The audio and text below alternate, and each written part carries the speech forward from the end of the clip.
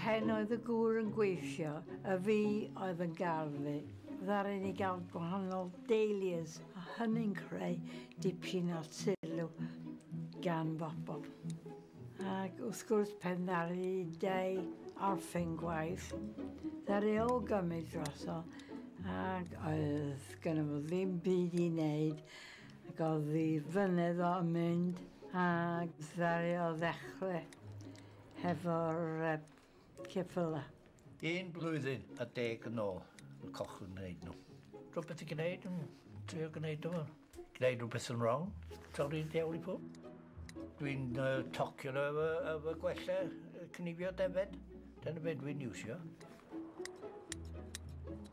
Rhywbeth bochan, blwyddyn, ond gwneud rhywbeth fawr, 2 neu 3 blynedd. Pam dwi wedi goffen, wedyn ni trimio nhw unwaith bob mis. Wedi watcho drwy nhw, ynddo? Then ni'n cael amryw yn gael. Pawb yn stopio yma yn ddim. Americans, Australians, New Zealands, Canadians, Scottish. Tutti mi chiedono, tutti mi vogliono, donne e ragazzi, vecchie fanciulle.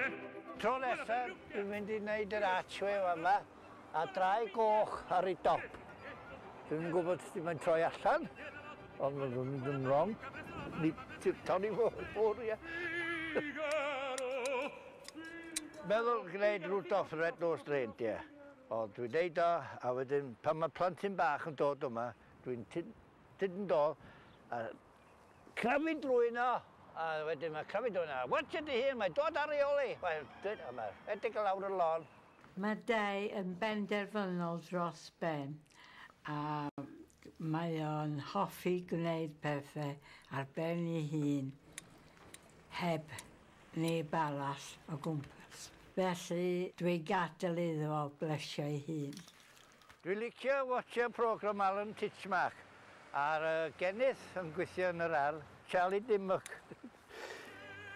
Pawb yn licio fo.